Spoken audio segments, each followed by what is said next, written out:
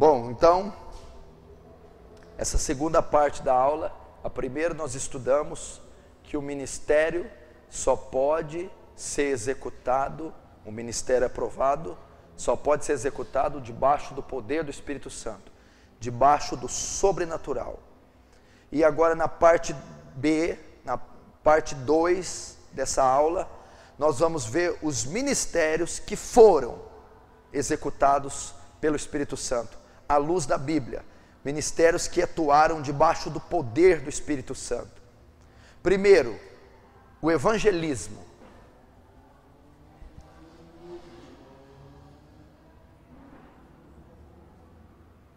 Coloca na frente João 16, 8. No que consiste o evangelismo? Olhe para cá. O evangelismo é a proclamação do evangelho. Marcos 16, 16. Portanto, ide e pregai o evangelho a toda criatura da terra. Esse é um dos ministérios, o ministério de evangelizar, o ministério de proclamar o evangelho. E todo mundo que proclama o evangelho, que evangeliza, espera o quê? Espera ganhar as almas, espera com que elas se convertam. Quando você prega alguém, evangeliza, anuncia a palavra, seja no trabalho, na escola, seja para um grupo, seja sobre um púlpito, seja pessoal, coletivo, seja para o vizinho, você o evangeliza.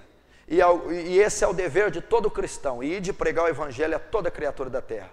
Mas há alguns que têm o chamado específico, chamado evangelístico, chamado para ganhar almas. Ou tem aqueles que querem, sentem esse desejo, mas não tem êxito, não obtém respostas, ficam frustrados por não conseguir ganhar.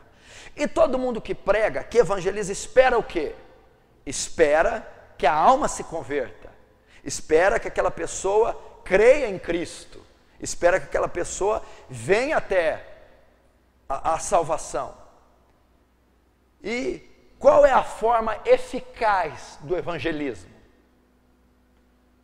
A pessoa tem que se arrepender, ela tem que ser convencida do seu pecado, pelo seu evangelismo.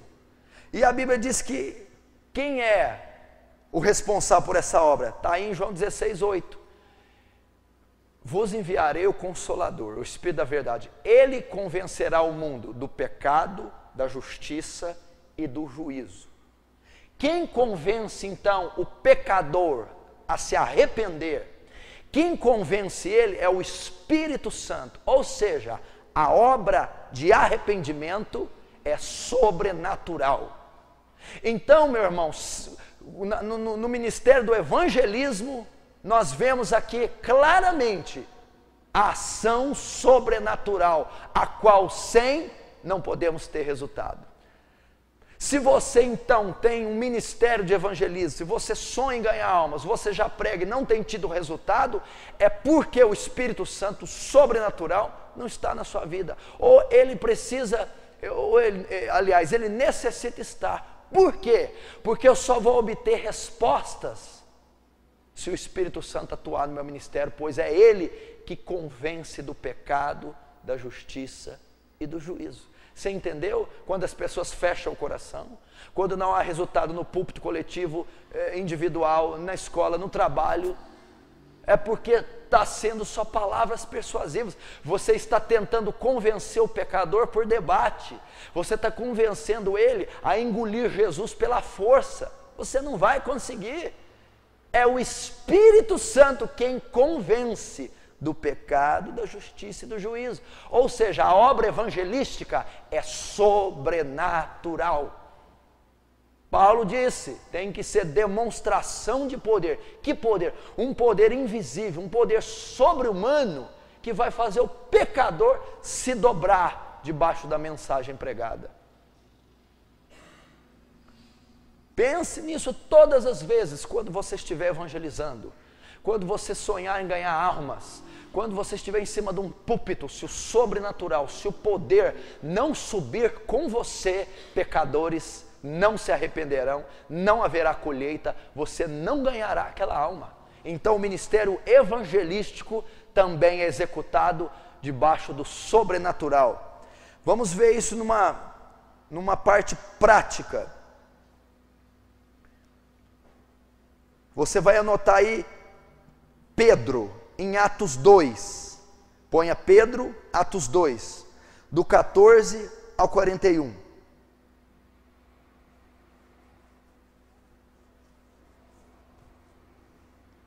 E você põe aí, evangelismo coletivo.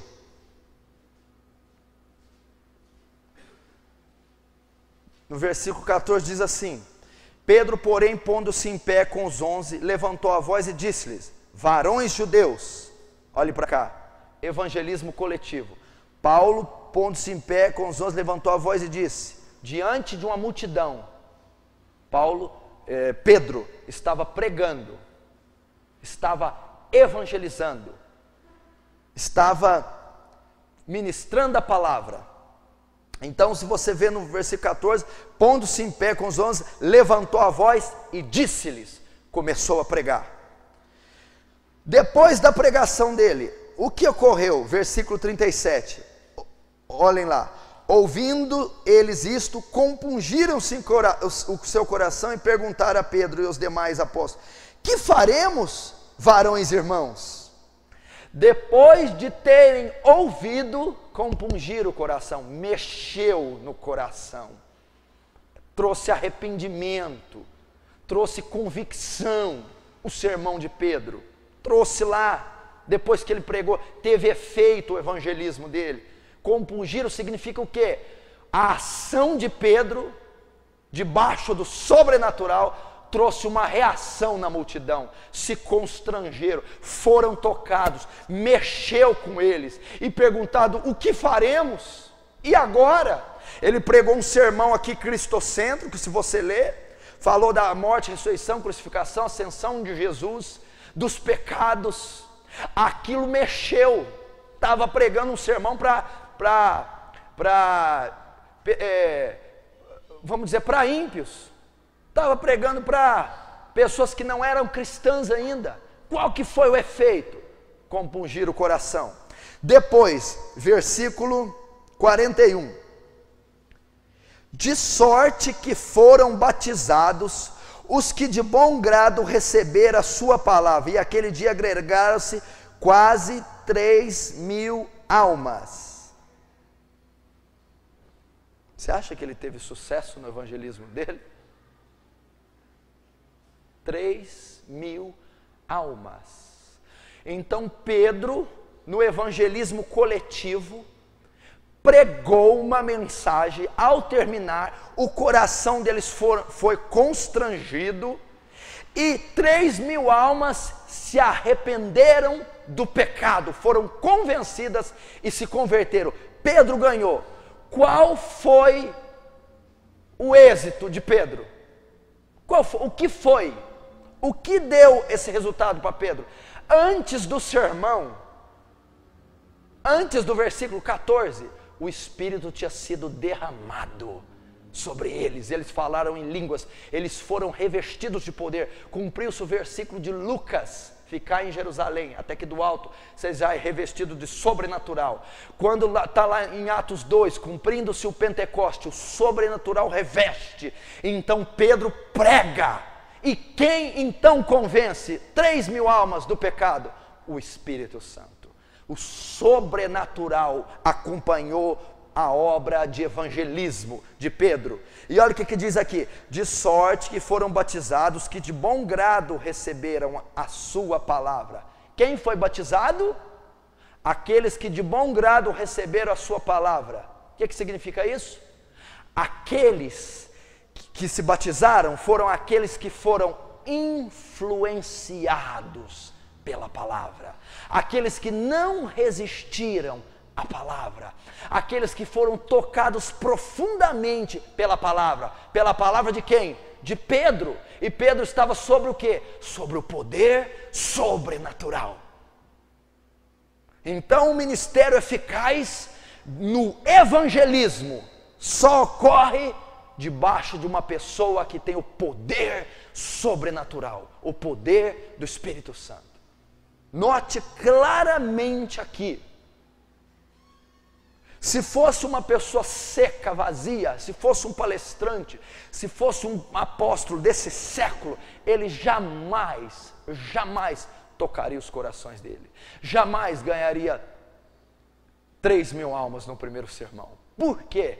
Porque a autoajuda seria inútil aqui, a sabedoria humana seria inútil aqui, a teologia da prosperidade seria inútil aqui. Agora vamos para o evangelismo pessoal, o 1 contra 1. Você vai anotar Filipe e pôr na frente Atos 8, do 26 ao 40. Vamos ler no evangelismo pessoal o que ocorreu. Versículo 29. E disse o Espírito, guarde essa palavra, Espírito, a Filipe: chega-te junto a este carro. Quem estava no carro? O eunuco. E correndo Filipe, ouviu que o eunuco lia o profeta Isaías, e disse: entendes tu que lês? E o eunuco disse: como poderei entender se alguém não me ensinar? E rogou Filipe que subisse e assentasse. Agora 35, olha o evangelismo pessoal. Agora Filipe vai para a ofensiva, vai pregar. Então Filipe, abrindo a boca e começando nesta escritura, lhe anunciou a Jesus. Filipe pregou para o eunuco. Vamos ver se ele teve resultado, se ele teve isso. 37, disse-lhe Filipe, não, 36, e indo eles caminhando, chegaram ao pé de uma água, e disse o eunuco, o próprio eunuco que recebeu a mensagem: eis aqui a água, que impede eu de seja batizado? E disse-lhe Filipe: é lícito se crê de todo o seu coração? Respondendo ele: creio que Jesus Cristo é o Filho de Deus. E mandou parar o carro, e desceram ambos a água, tanto Filipe como o eunuco, e o batizou. A conversão mais rápida seguida de batismo que eu já vi na história. Estava evangelizando, durante o evangelismo viu uma água. Não, pode parar, me batiza. Me batiza. Você acha que ele teve resultado? Quantas pessoas nós já conseguimos evangelizar no mesmo dia, batizar no mesmo dia? Ei, igreja de Atos, nós estamos longe de você, viu? Ele não mandou, não foi Filipe. Ali a água, que impede eu de ser batizado? É lícito se crer, creio que Jesus é o Filho de Deus, creio tudo que você quiser, eu creio. Por quê, eunuco? Porque hora que você estava falando, Filipe, poder saiu da tua boca, convicção saiu da tua boca. Eu não sei dizer o que foi, mas algo me convenceu, me constrangeu. Qual o segredo de Filipe? Filipe foi cheio do Espírito Santo primeiro, e a Bíblia diz: e disse o Espírito a Filipe. O Espírito estava sobre Filipe. Quem é o Espírito no contexto da aula? O sobrenatural estava sobre Filipe. E no versículo 35 diz: Filipe abrindo a boca. Aqui está a chave. Quando Filipe abriu a boca, o Espírito que disse: vai ao carro, falou por Filipe. Então o eunuco se convenceu. Evangelismo. Primeiro disse: vai até aquele carro, prega. E ele estava pregando, explicando sobre Isaías 53. Então aquele homem se converteu. Qual o segredo, igreja? Não foi porque ele fez um seminário de 8 anos, porque os padres estudam 8 anos em seminários e não tem poder algum, e não convencem ninguém de nada, e não sabem de nada, e passam 8 anos da sua vida num seminário. Quanto mais cardeais, quanto mais arcebispos, tem uma graduação muitíssimo maior, mas não tem efeito nenhum. Não é isso que está em questão aqui, e também não estou fazendo apologia à falta de estudo. Todo obreiro deve ter o conhecimento profundíssimo das Escrituras, mas não é isso. Por isso os tradicionais fracassam.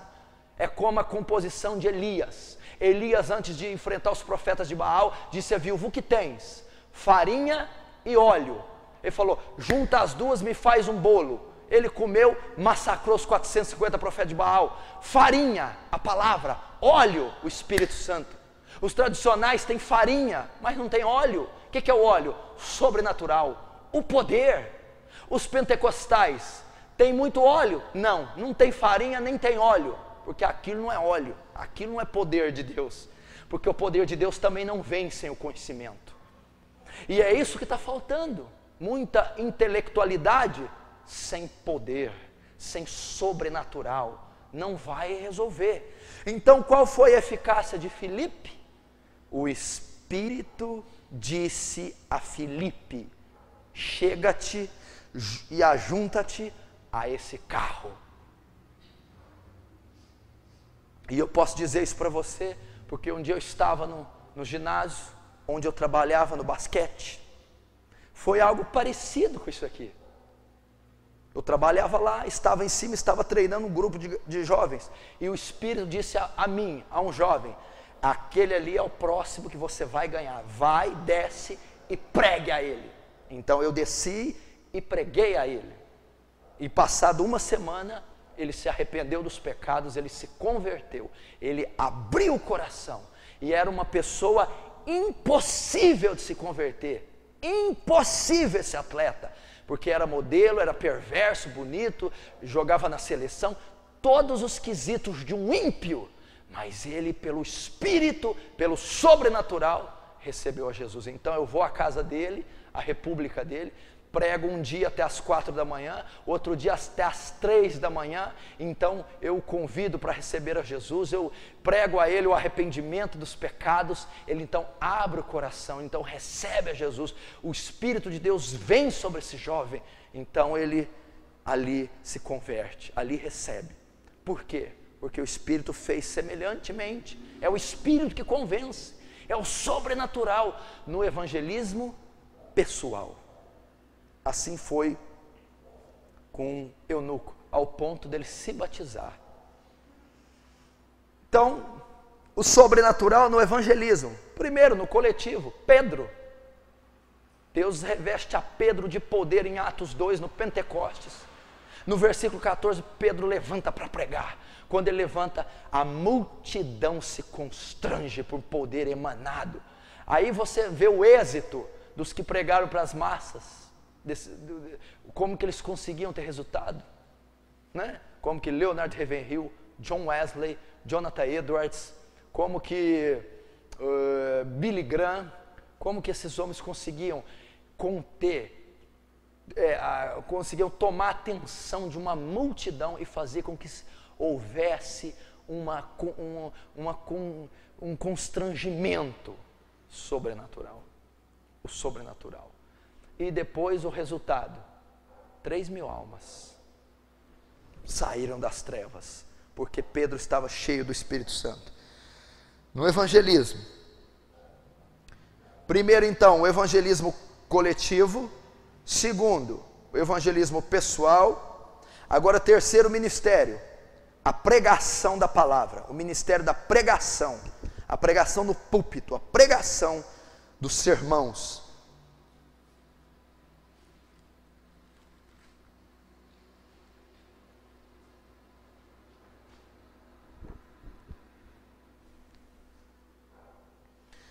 Atos capítulo 4,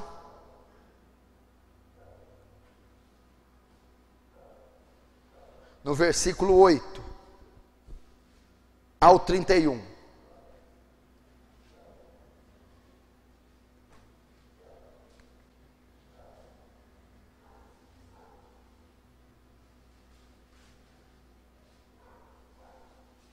A pregação.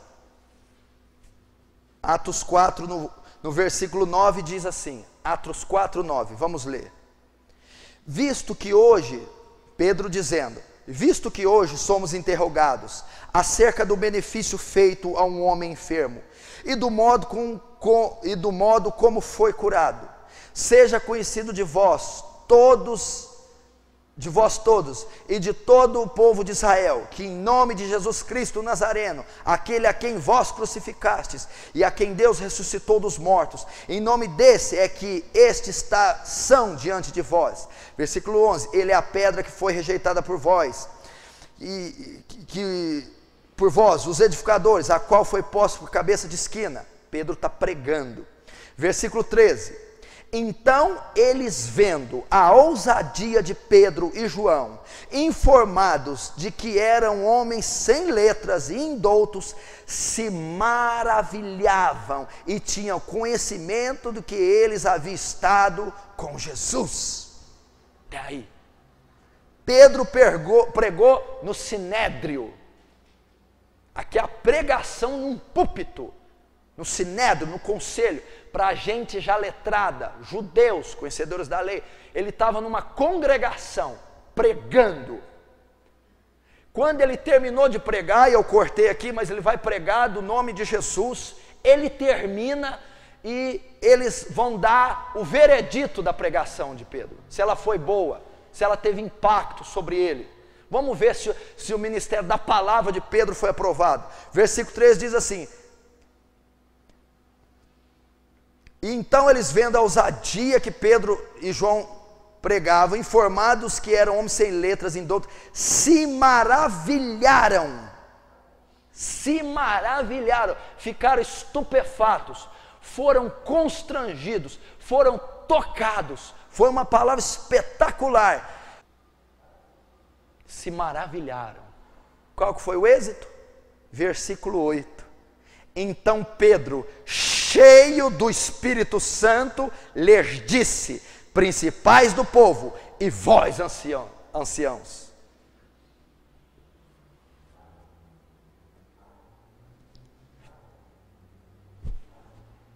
Qual foi o êxito do ministério da pregação?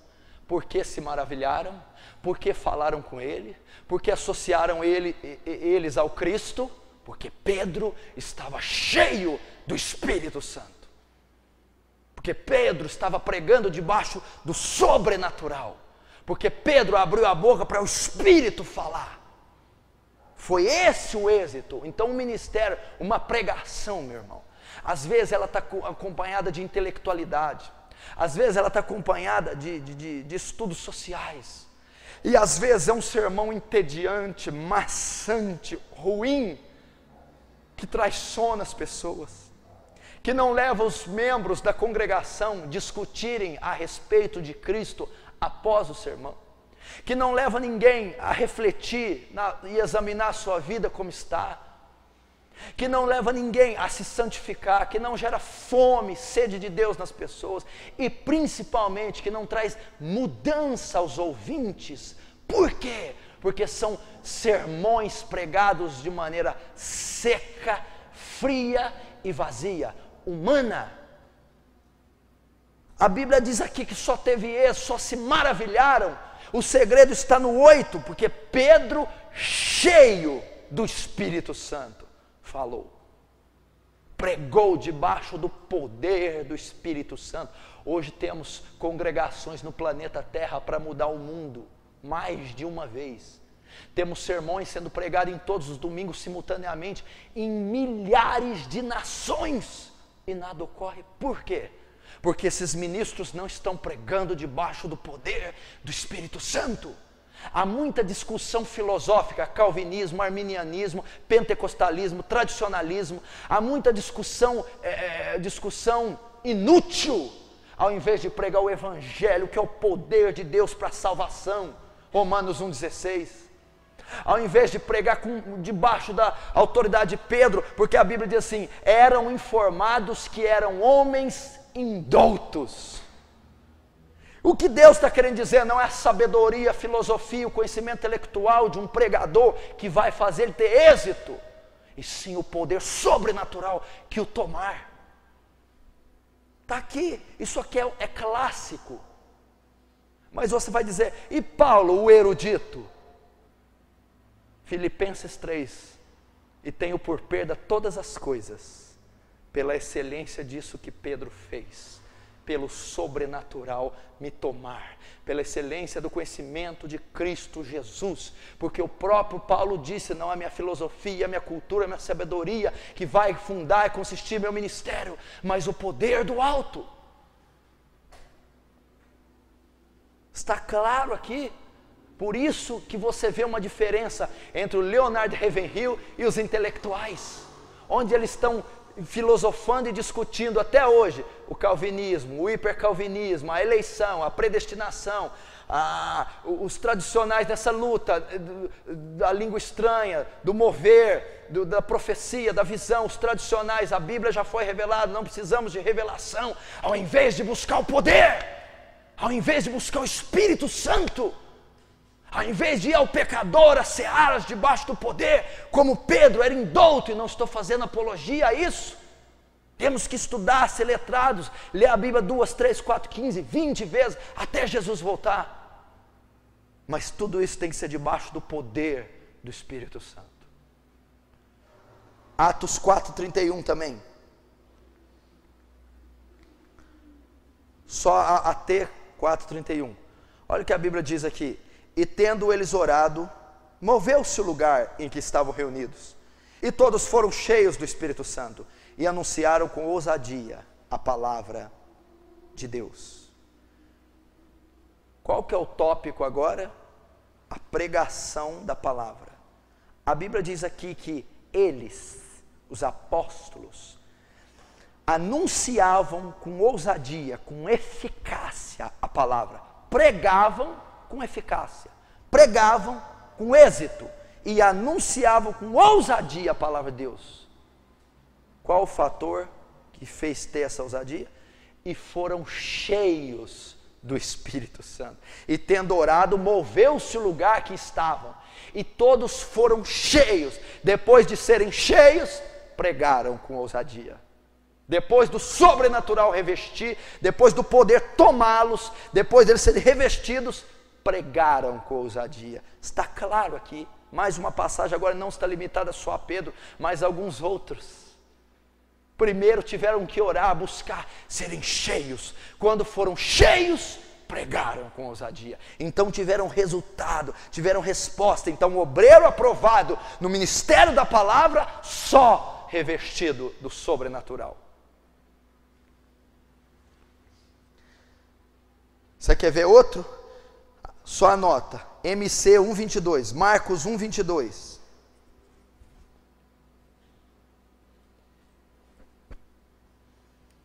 Põe na frente, Jesus.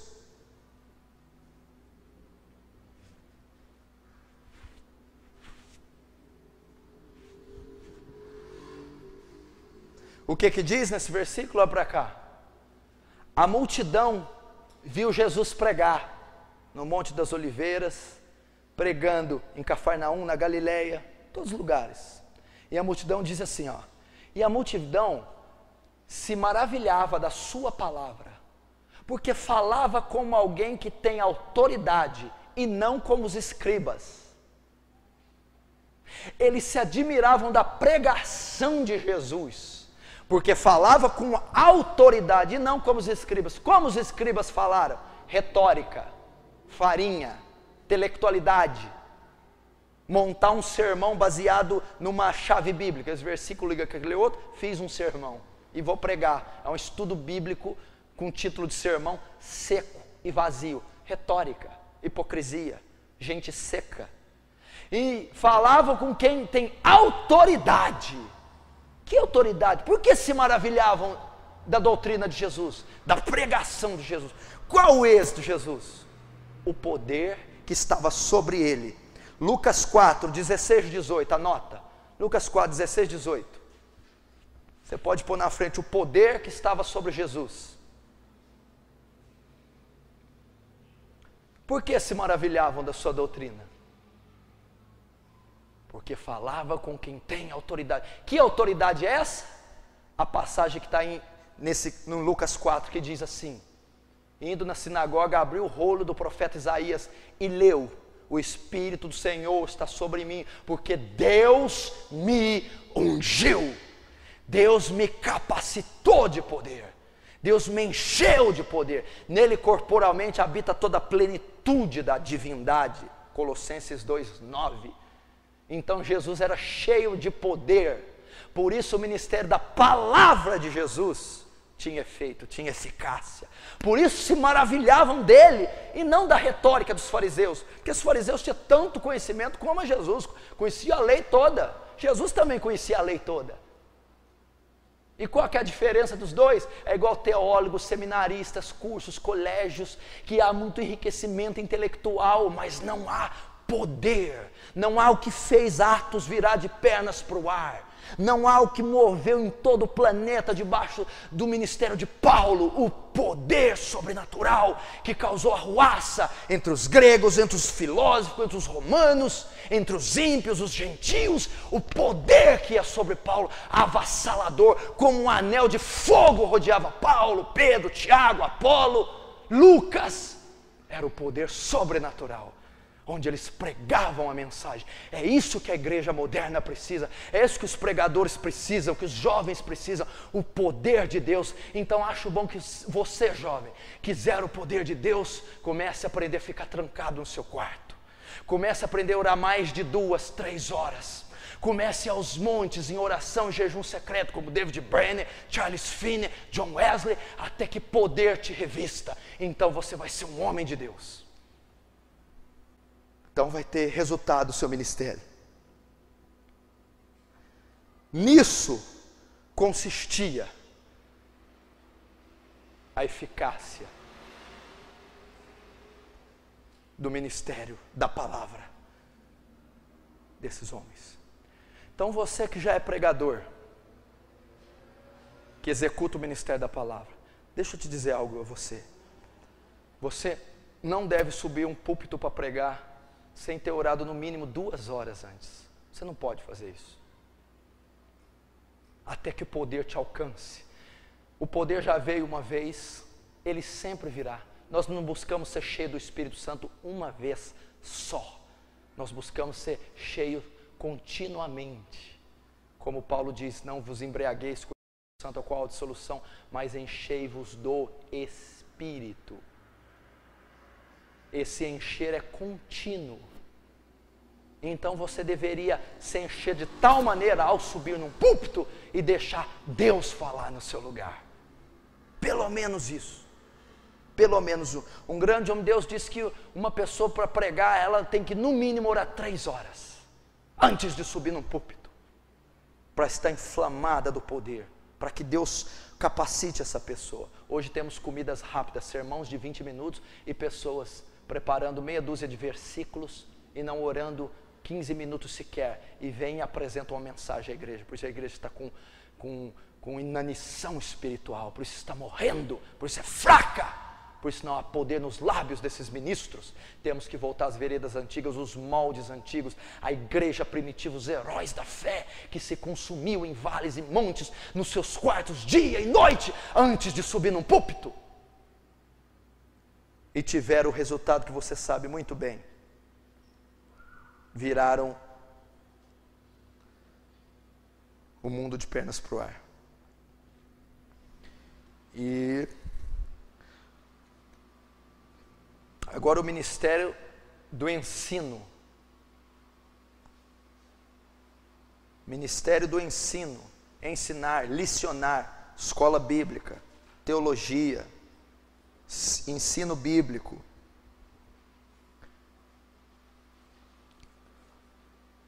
Porque Paulo diz em Efésios 4, uns ele chamou para apóstolos, outro para pastores, doutores, evangelistas, profetas e mestre.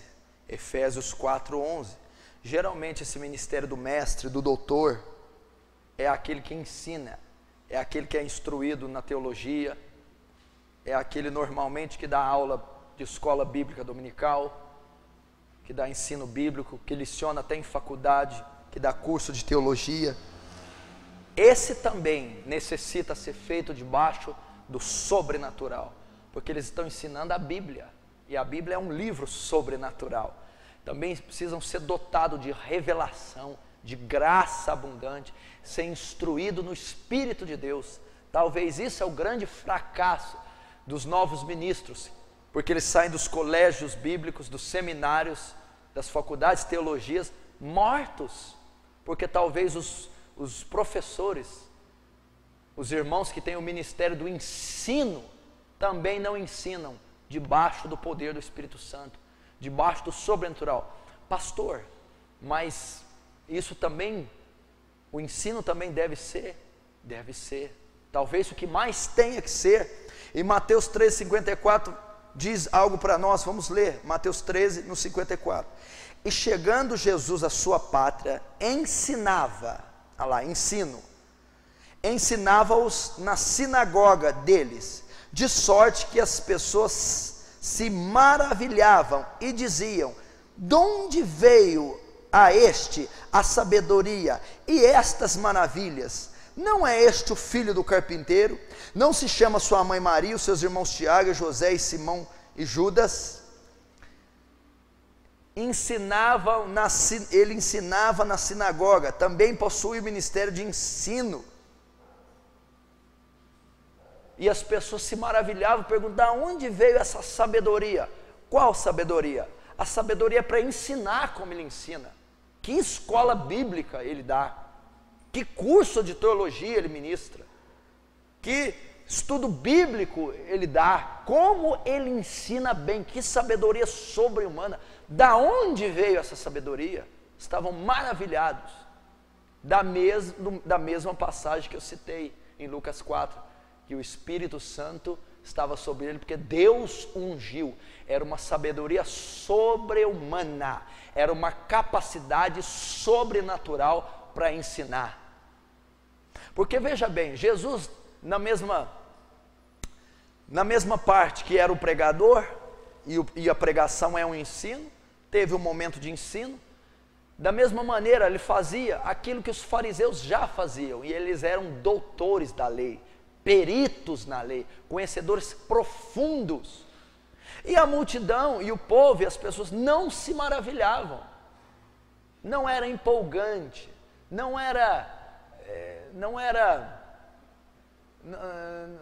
tinha proveito, não tinha resultado, não absorviam bem, não era bom o ensino dos fariseus, era maçante, era entediante, era seco, era frio, e Jesus ensinava praticamente as mesmas coisas, e se maravilhavam, e até perguntava de onde veio o modo como ele ensina, o modo como ele manifesta a palavra, como ele interpreta, como ele leciona, como ele aplica, a maneira, o jeito, ele é profundo, sobrenatural.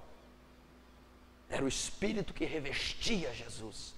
Então também para o ministério de ensino, para ter eficácia, para não formarmos uma teologia seca, vazia, acadêmica, intelectual, fria, precisamos também do sobrenatural sobre a nossa vida, a vida daqueles que têm o ministério de ensino, aos professores de escola bíblica, aos teólogos, aos seminaristas. Tem que haver, eu tenho que lecionar e ensinar da mesma maneira que Jesus ensinava, fazer com que as pessoas se maravilhem, se interessem pelo estudo, interajam com o estudo, conheçam, identifiquem, entendam, absorvam, recebam, fazer com que o estudo tenha vida, tenha propósito, tenha harmonia, tenha efeito. Não posso ensinar algo baseado só em letra, em retórica.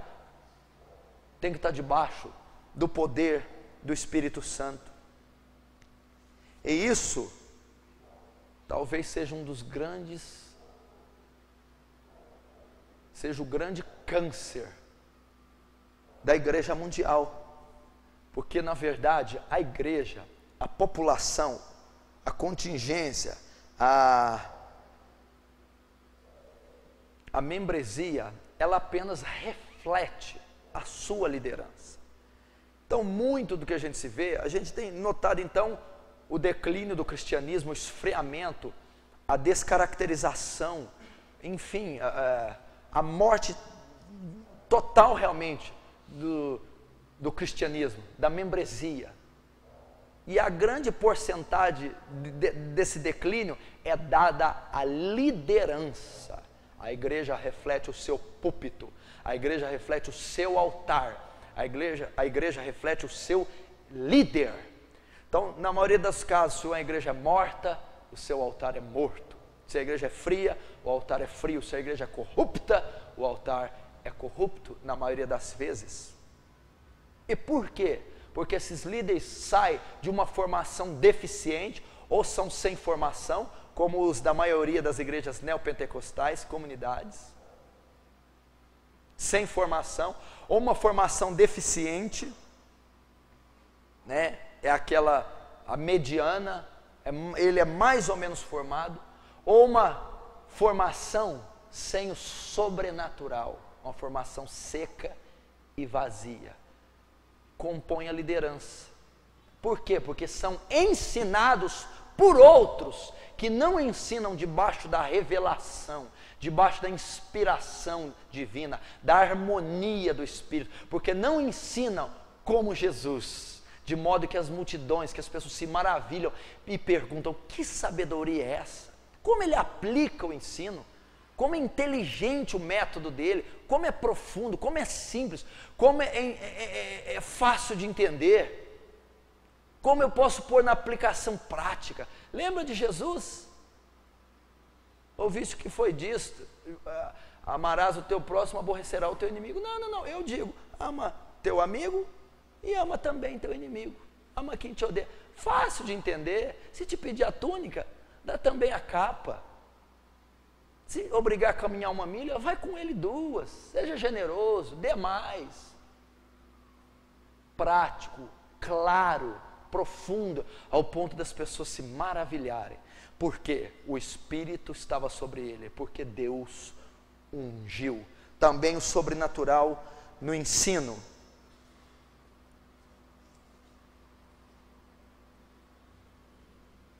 Na luta espiritual agora, contra as hostes do inferno,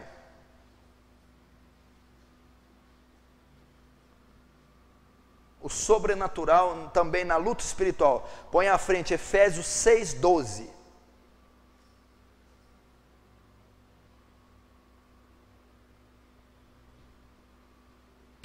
Efésios 6:12 está escrito assim: porque a nossa luta não é contra carne ou sangue, mas contra principados, potestades, as forças espirituais da maldade nas regiões celestiais.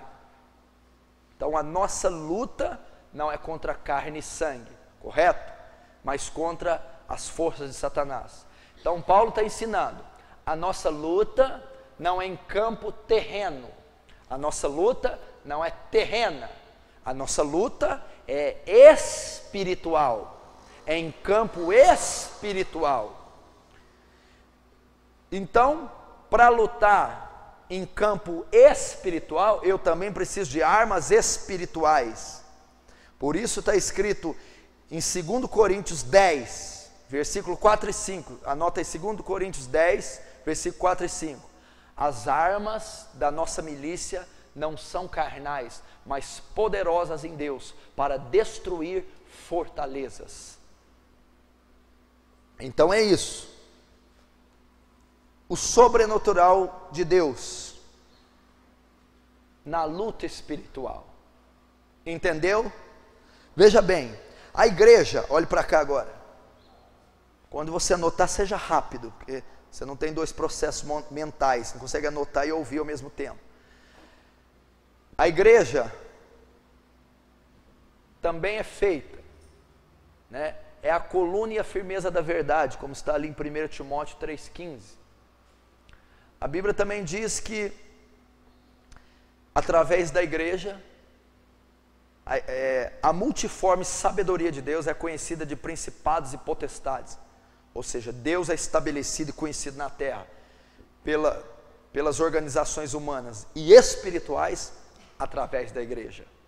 Quando Satanás vai atuar e tem uma igreja, ele vê, está estabelecido ali o reino de Deus, o trono, está estabelecido ali a multiforme sabedoria de Deus.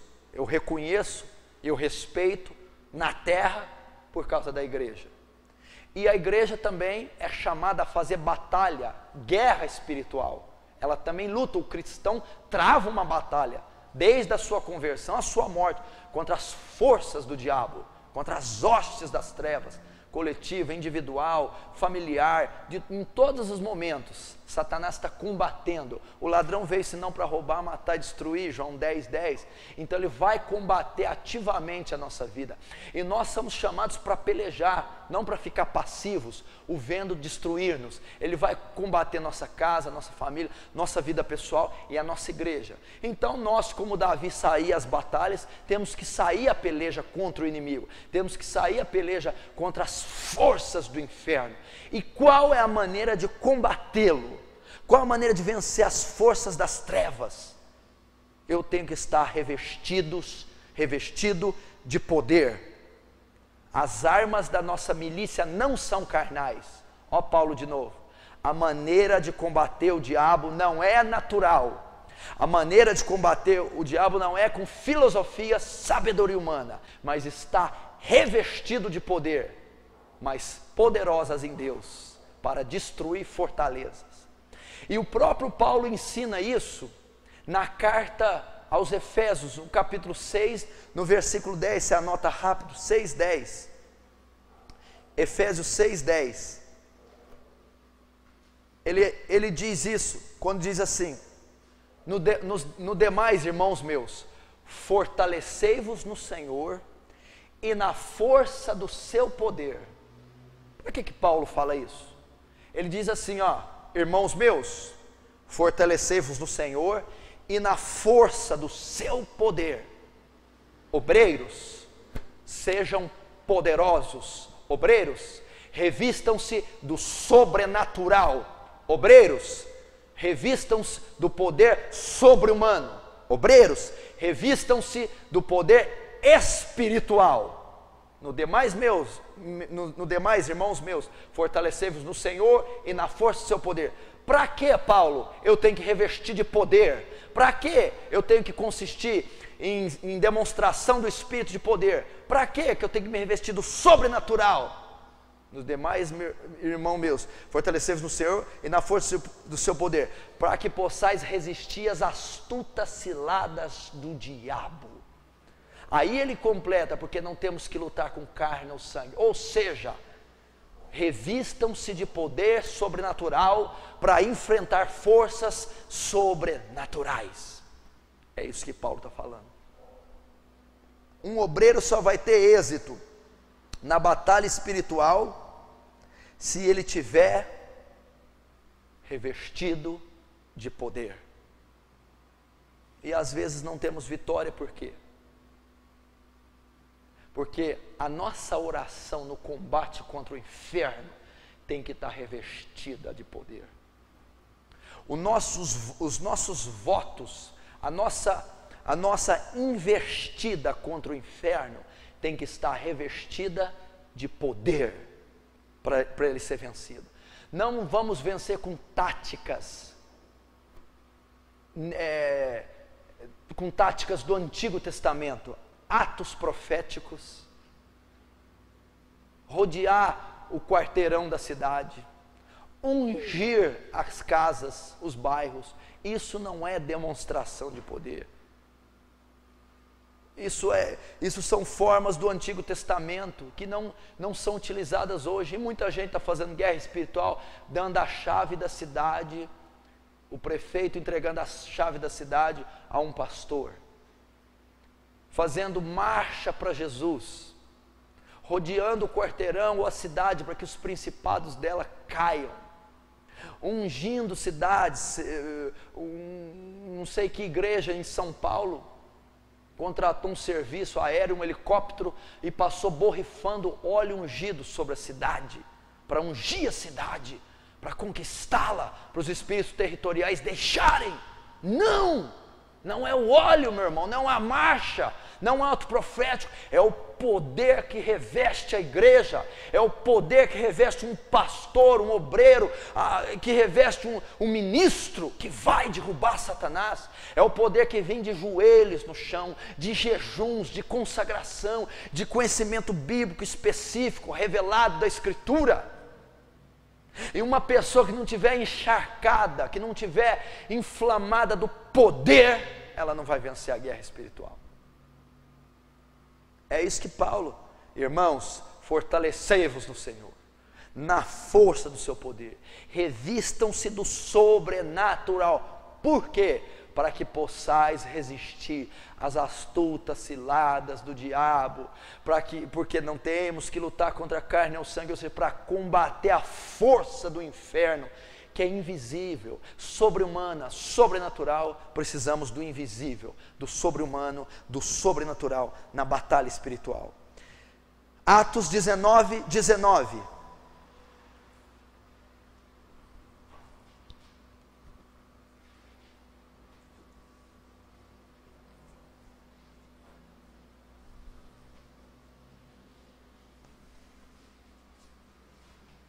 Não é para abrir não, só para anotar. Atos 19, 19.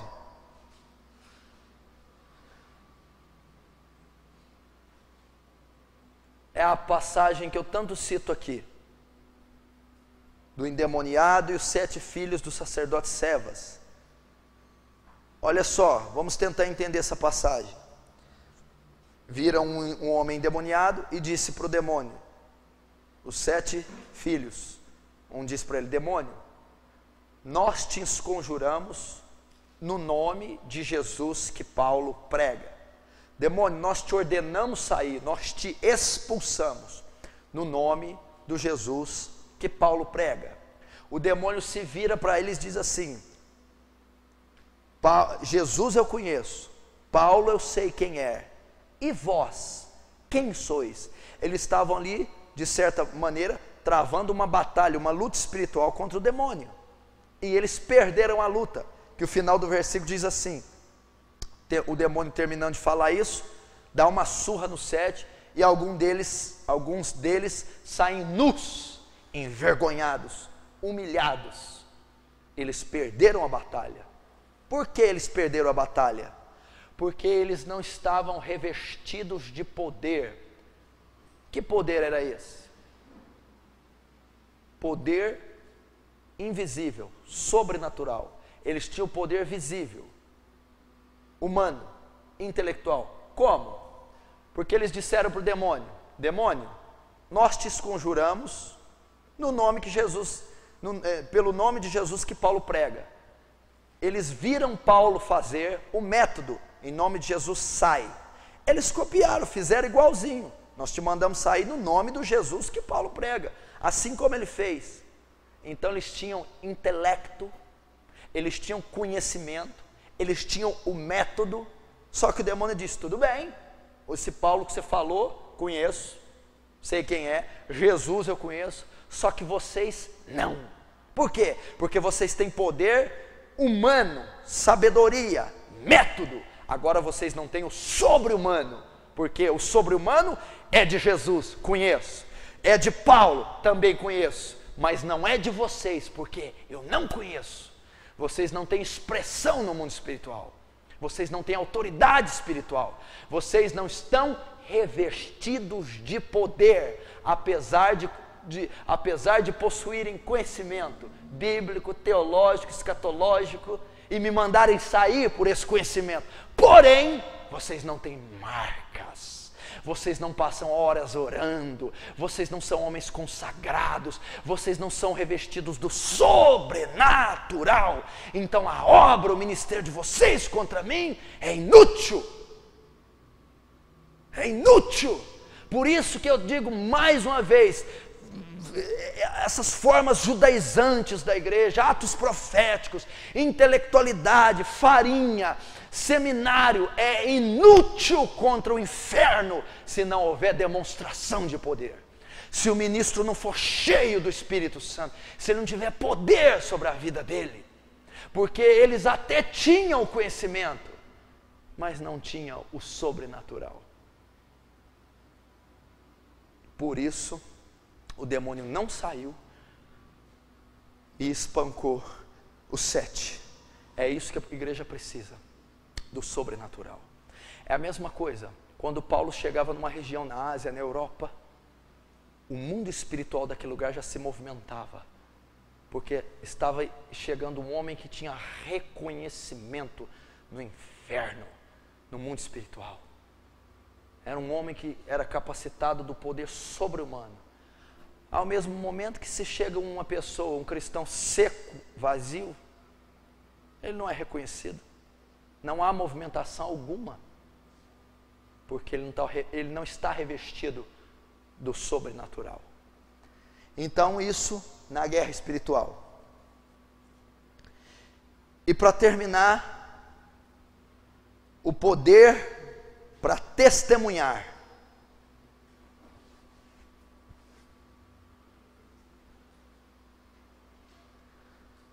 E davam com...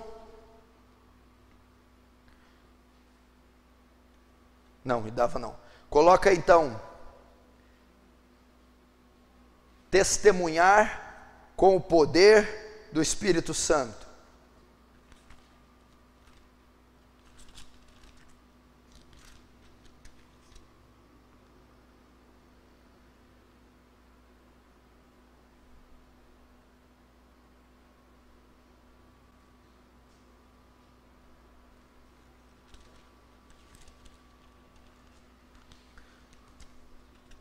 Só corrigindo aí, o Atos 19:19 é Atos 19:13. O versículo é o 13, dos 7 filhos do sacerdote Cefas. Atos 19:13. Não vai anotar a referência errada não. Agora, o último tópico, dar testemunho com o poder do Espírito Santo. Atos 4:33.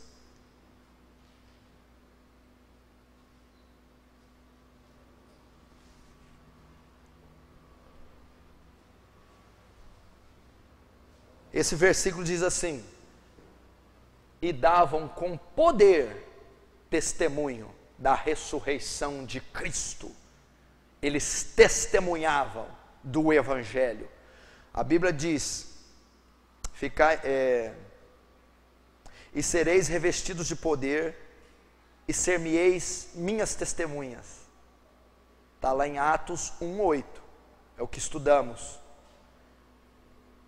Para nós testemunharmos de Cristo, primeiro temos que receber o poder. E recebereis virtude, poder sobrenatural. E depois, ser-me-eis minhas testemunhas. Irão testemunhar. Em Atos 2, eles recebem o poder do Pentecostes. Em Atos 4, cumpre a profecia de Jesus. Primeiro virá a virtude, veio no 2. No 4, o testemunho. Ser-me-eis minhas testemunhas. No 4:33, agora, revestidos de poder do sobrenatural, davam com poder, qual poder? O recebido no 2, testemunho da ressurreição de Cristo. Testemunhavam. Palavras acompanhadas do poder. Evangelho acompanhado de sinais. Pregação acompanhada de sinais, de poder. Testemunhavam com sobrenatural. O que chamava atenção no testemunho dos apóstolos, na vida deles, no ministério, não eram as características naturais, as posses que eles tinham, os talentos, o dinheiro, era o poder com o qual eles testemunhavam. Era o poder com o qual eles testemunhavam. Então, para testemunhar de Cristo, anunciar a mensagem, pregar o Evangelho, ministrar, plantar uma igreja, fazer uma obra missionária, toda forma de exercer os ministérios dos inúmeros e complexos da igreja tem que ser debaixo do poder sobrenatural. E testemunhavam com poder, ou seja, era um ministério que atuava o tempo todo debaixo da ação de Deus, da ação do Espírito Santo. Pregavam, o coxo ressuscitava, o cego via, pecadores se convertiam, magistrados, carcereiros, havia sinais, o poder acompanhava o testemunho que eles davam. Então, e para que o testemunho serve? Para a conversão de pecadores, para a edificação dos já convertidos, para a fé dos já convertidos. Vamos ver então, Lucas 7,16, abre lá, o que testemunhar com poder leva? Lucas 7,16, você pode abrir.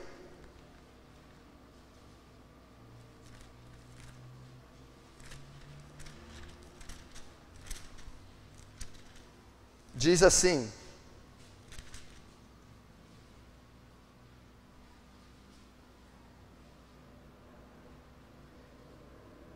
e de todos se apoderou o temor, e glorificavam a Deus, dizendo: um grande profeta se levantou entre nós, e Deus visitou o seu povo. Quando Jesus operou um sinal, e ressuscitou e curou o filho da viúva de Naim, a Bíblia diz: e todos temeram. Jesus deu com poder testemunho do Evangelho. Sinais. O que os sinais fazem? O que as obras de Deus fazem? O que os milagres fazem? Os milagres bíblicos, os de Deus, os autênticos, não essa farsa que está aí. Eles trazem temor às pessoas, levam a temer, levam a fé, a edificação dos santos, a fé a aumentar, as pessoas temerem a Deus. Segundo, o que leva? Levam os ímpios a crerem. João 11:45. Não precisa abrir não, eu leio. João 11:45. Muitos, pois, dentre os judeus que tinham vindo a Maria e que tinham visto o que Jesus fizera, creram nele. Dar testemunho com poder faz os ímpios crerem. Por quê? A ressurreição de Lázaro está no João 11:45. Aquele milagre, aquele testemunho dado com poder, fez muitos crerem.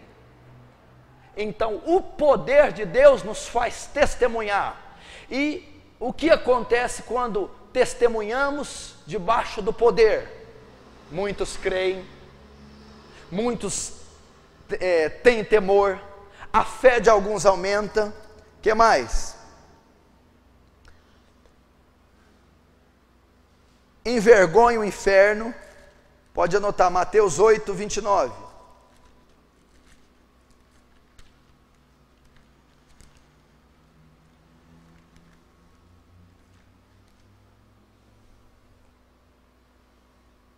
E chegando à outra margem da província, 2 demoniados saíram ao encontro, e eis que, prostrando, disseram: que temos nós contigo, Jesus, Filho de Deus? Vieste aqui nos atormentar antes do tempo?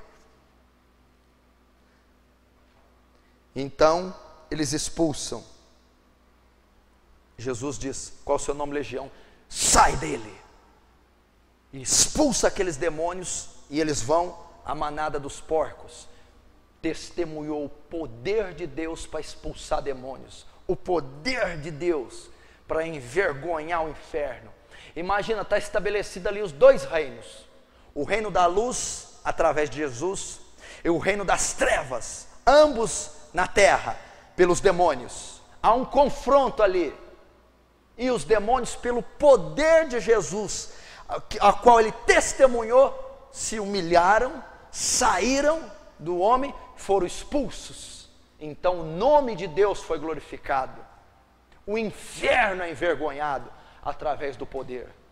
O poder de Deus sobre nós, sobrenatural, meu irmão, glorifica a Deus e envergonha Satanás. Então você pode anotar aí: leva ao temor, Lucas 7,16, leva aos ímpios crerem, João 11,45, e envergonha o inferno, Mateus 8,29.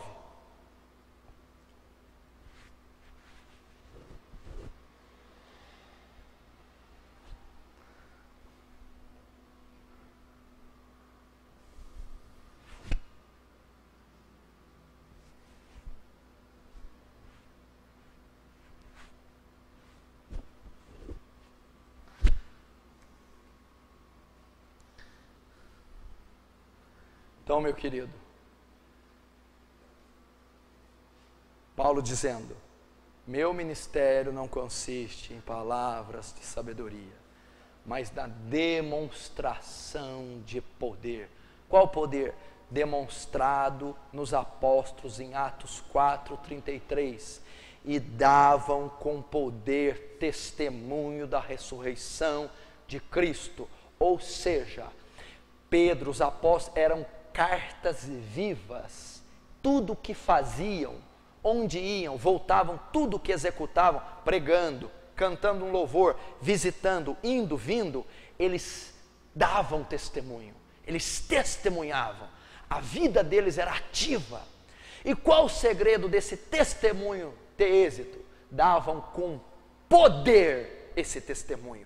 Então Pedro ia fazer uma visita, Pedro ia orar num lugar, Pedro ia cantar um louvor, Pedro ia discipular, aconselhar alguém numa sala, e era testemunho sempre, contínuo. Então as pessoas criam, as outras tinham temor, as outras a fé aumentava, as outras eram santificadas pelo testemunho, pela ação, pelo modo de vida deles. E por que ele testificava sempre de Cristo? Por causa do sobrenatural que estava sobre ele. Ele testemunhava, eles testemunhavam com poder, com sobrenatural, e o testemunho levava à conversão, edificação, à fé, ao temor, enfim. E esse testemunho baseava não só no estilo de vida, mas em sinais. E os sinais não são só curas miraculosas, pecadores se convertendo, drogados, bêbados sendo libertos, prostitutas sendo limpas, pecadores odiosos de Deus passando a amar a Deus. Testemunho, testemunho. E também os milagres, quando Deus os quer fazer, quando Deus os quer executar. Num tempo hoje está sendo banalizado os milagres, Deus ainda quer fazer. Então, poder para testemunhar é algo que sempre marcou a vida de um obreiro, aprovado.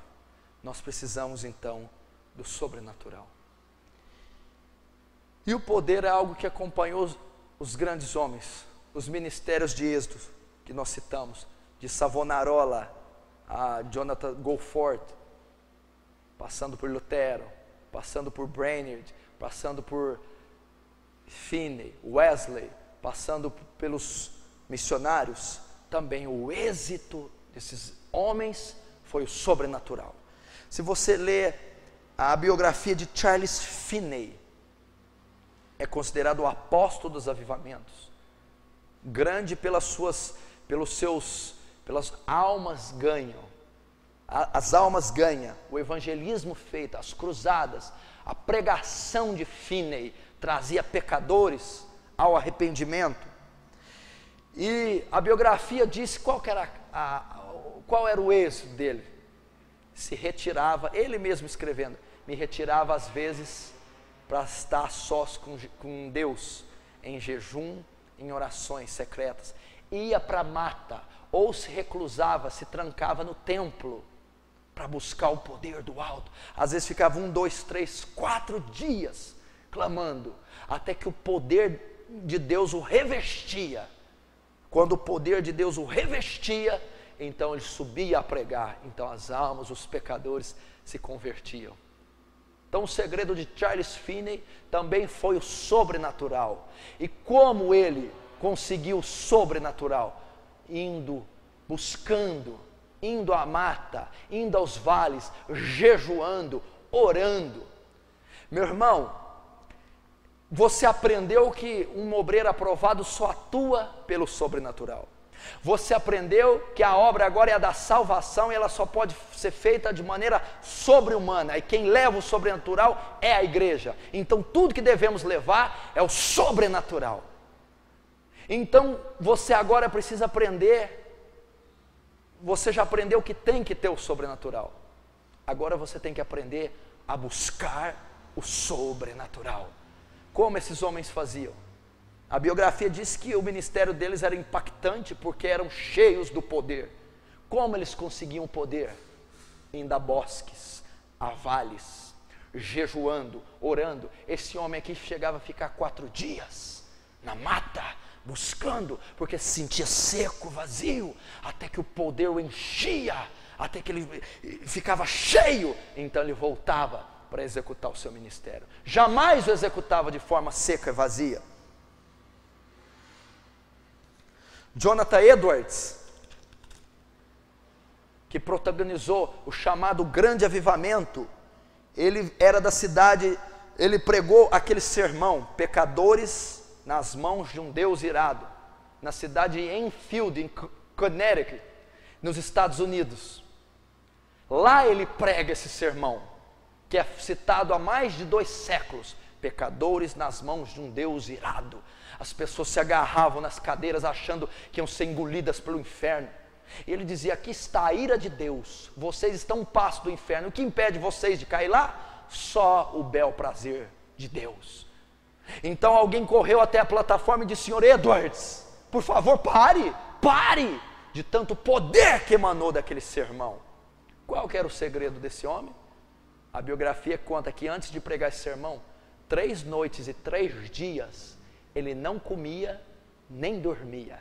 Ele primeiro foi buscar o poder do céu, ele foi buscar o sobrenatural, ele foi buscar o poder do alto, e quando o poder veio a ele, então ele sobe na plataforma e prega. Então você também tem que buscar. Como que se busca? Oração, jejum, vigília, sangue nos joelhos, é a única maneira. Dwight Lyman Moody, o célebre pregador, o evangelista, que começou com as escolas dominical, que pregava e ganhava multidões. Qual o segredo? Passou muito tempo da vida orando para ser cheio do Espírito Santo. O poder que revestia Moody dava a ele a condição de atrair pecadores para Jesus. Mas como Moody recebeu esse poder? Orando: me enche do Espírito Santo, me enche. A oração dele é só essa: eu quero ser cheio do Espírito Santo. O que é isso? Ser revestido do sobrenatural. Como? Buscando em oração, buscando em jejum, buscando em lágrimas. A biografia diz que ele teve uma experiência em Nova York, e ele disse que foi semelhante à do apóstolo Paulo. Ele não podia dizer, foram inefáveis, e o poder do Espírito encheu aquele homem. Ele disse: agora eu não prego outras coisas, eu prego as mesmas, mas de um jeito diferente, e muito mais pessoas se arrependem quando eu prego. Poder. Como ele fez? Buscou o poder, clamou pelo poder. David Brainerd, o missionário dos índios silvícolas dos Estados Unidos, a biografia conta que ele estava orando na mata e veio os índios silvícolas para o matarem. Armaram uma cilada para matar, vamos matar. Quando cercaram ele, for matar, encontraram esse homem gemendo, orando. Os índios ficaram espantados, foram embora. Depois, no outro dia, ele encontra eles novamente e prega a eles acerca de Isaías 53. E com lágrimas nos olhos, alguns deles se convertem. Qual o segredo? Estava no mato, agonizando, clamando o poder do alto. Eram índios silvícolas, canibais, assassinos. Estava lá um branco, era só matar. Quando eles chegaram em volta, o homem estava agonizando e orando. Por que não mataram? Porque o sobrenatural estava envolvendo David Brainerd. Porque o poder estava naquele lugar, e aqueles índios não conseguiram chegar sobre ele. E no outro dia, quando ele prega, aqueles assassinos se rendem ao sermão do homem, porque passava no vale orava. John Wesley, sabe qual o título que John Wesley tinha? O mesmo que está em Zacarias 3:2. Não é este o tição tirado do fogo? O tição tirado, uma brasa tirada do fogo, ela está incandescente. Diziam acerca de John Wesley, do versículo de Zacarias 3:2. John Wesley era um homem, um pastor normal, prega 100 vezes por ano, 100 vezes um ano. John Wesley pregava 750 vezes por ano. Durante 58 anos ele fez isso. 100 vezes por ano um pastor normal prega. John Wesley pregava 750 vezes. Qual o êxito? O tição que foi tirado do fogo. Quando você tira uma brasa do fogo, ele sai incandescente. Mas espera aí, o tição para sair do fogo, primeiro ele teve que entrar no fogo. Correto? Era o que o Wesley fazia, orava. Ele diz que na biografia, às 3 horas da manhã, ele, Whitefield e Charles Wesley, o irmão dele, foram fazer uma vigília de oração, e às 3 da manhã foi visitado pelo poder, foi tão cheio que nunca mais foi o mesmo depois desse dia. Como ele fez para buscar? Como ele fez para receber? As madrugadas orando. Busque, meu irmão, busque o poder do alto.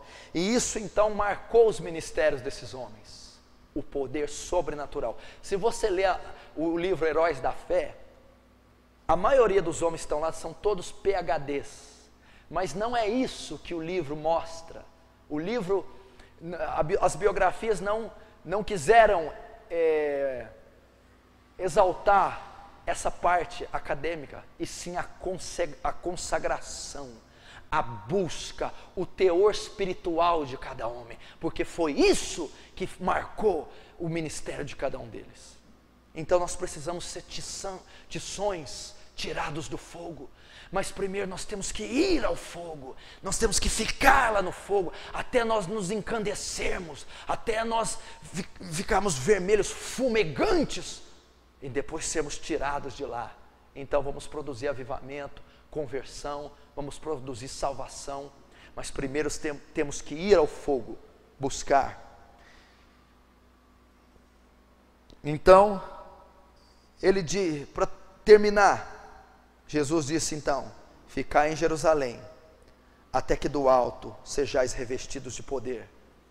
E depois em Mateus 7, 7, pode anotar aí, Mateus 7, 7, Mateus capítulo 7, do versículo 7 ao 11.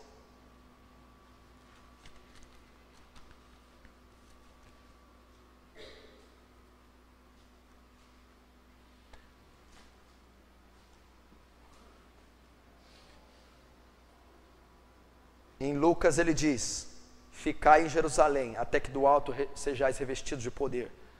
Jesus, ele diz assim, ó: a obra, o ministério, só vai ser executado pelo sobrenatural, ok? Então vocês vão ficar em Jerusalém buscando Ele. Ele não mandou todo mundo ficar parado. Quando o Espírito foi derramado, o que os discípulos estavam fazendo? Orando. Estavam orando. Então Jesus disse: busquem esse poder. Sem ele vocês não podem começar a obra, correto? Sem eles não há ministério, correto? Sem ele. Então o que vocês vão fazer? Até que ele venha, busquem. Busquem. Busquem como? Em Mateus 7, 7 ao 11. Batei e abrir-se-vos-á. Pedir e dar-se-vos-á. Buscai e achareis. Pois todo aquele que pede, abrir-se-lhe-á. Todo aquele que bate, abrir-se-lhe-á. Todo aquele que pede, dar-se-lhe-á. E todo aquele que busca, encontrará. Então o que ele está dizendo? Batei, pedi e buscai o poder do alto. Batei, meu irmão, bate, pedi, ele disse. Então pede, busca. Pastor, o que vai ocorrer? De tanto você bater, uma hora vai te ser aberto. De tanto você pedir, uma hora vai te ser dado. E de tanto procurar em oração, você vai encontrar o poder sobrenatural. Busca. Como que se busca? Com oração, com vigília, com jejum. A biografia fala que Jonathan Edwards era um homem de rosto magro, fino, de tanto orar e jejuar. Por isso tinha poder, buscava. Ele era um homem quase 2 metros de altura, o rosto fino e magro, de tanto orar e jejuar. E Jesus manda: fica aí, orando, buscando esse poder. Como? Batendo, pedindo, buscando. Porque eu prometi que os que batem vão ser abertos a eles. Os que pedem vão ser dados a eles. E os que buscam encontrarão. E quando nós encontrarmos, quando o poder do alto nos revestir, então seremos obreiros aprovados. Amém? Vamos ficar de pé então.